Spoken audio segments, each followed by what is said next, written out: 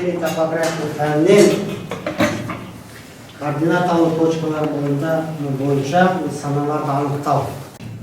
Нұсқаның биіктік координатасы көрсетілген.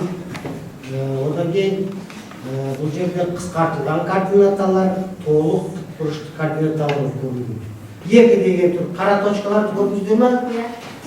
Осы қара точкаларда бір деген сол жағындағы отырғандар шешеді, екі деген оң жағындағы отырғандар шешеді.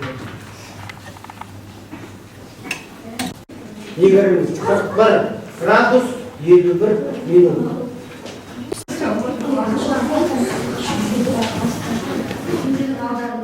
Керекті құрал жабдықтың бәрі тұр. Енді қарай қойыңдар.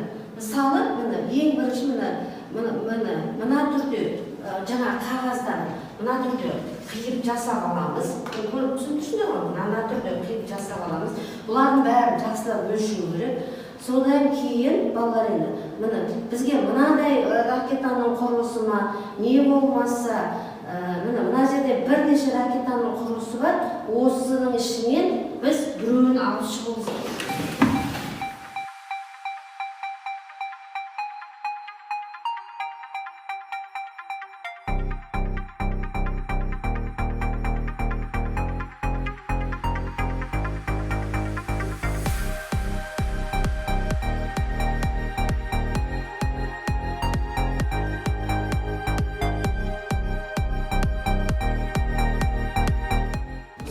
Biz RK-55 ракетасын жасадық. Бұл ракетаны біз қағаз және картон арқылы жасадық. RK-55 ракетасы Кеңес одағында Ресейден жасап шығарған ракетасы еді.